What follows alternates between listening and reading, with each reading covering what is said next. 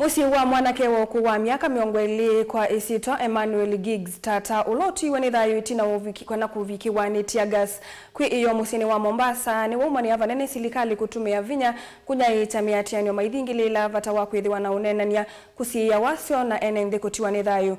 Paul Tata ulaniwe ithe wa Giggs ulani mumaniwa wa kimanisio cha Meru Polytechnic nona tumitwe ndivisia fees siakana mwana wake anaistage angali ayenda kuthi nyumba kisioni cha Mikindani kavindani kalatia gas inekiwe ya mavikia na kutuma akwatwa ni thina wa kuveva na ati wa nithayu avikwa sivitalini.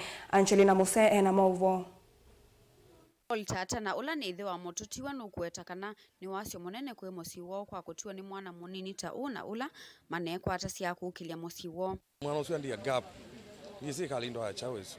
Andi ya gap nene muno.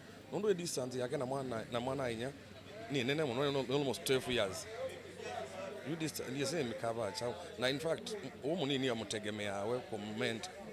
Kumana na kiku chake Emmanuel Giggs Tata anai na ukuwa miaka miongo ilivala unasomea Meru University mwaka wa keli idhea yalesia kanano kite Mombasa itinda wa kutuma ndivi ya skulu.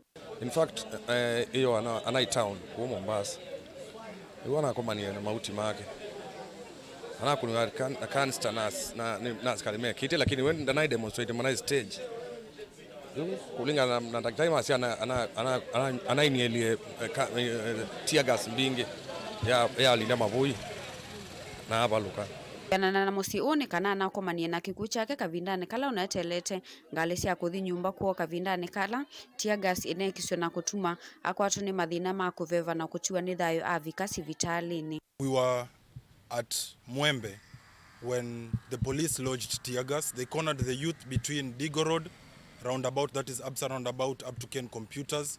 They attacked us from both sides, launching tear gas canisters where Giggs could not breathe anymore. We walked with him a few meters and he collapsed, claiming that before he collapsed, he claimed that the tear gas had disenabled his lungs to breathe. Musi one wekala serikali kumatethesia kuthumosia mwana wo. Ripoti ya daktari juu family ndina kindu wiyo tukitie kumukua utuku agetie ukua atwa wapandia na atwa wapandia yu family kala ndi umundi nikathaise kwithia ni twasisia undu tutona kwika be postmortem ikwende kana itu ni tukwenda mana what exactly nicho chao kithiiwe na mano gitumia kiete kiku chake. Makundi ma kutetea kisia mwanende va akaunti ya Mombasa namo ni maumania vanene siko sia serikali kutumia vinya vala mawetekana vena vata wa kwithiwa na unenanya kwitana wanangiko wa mali na kwa mathayu ma NND. We call on thorough investigations and we want to call not just to instruments of the nation but all key stakeholders including the international community, all religious leaders, all of you, place your voice of consciousness. It is needed now than any other time.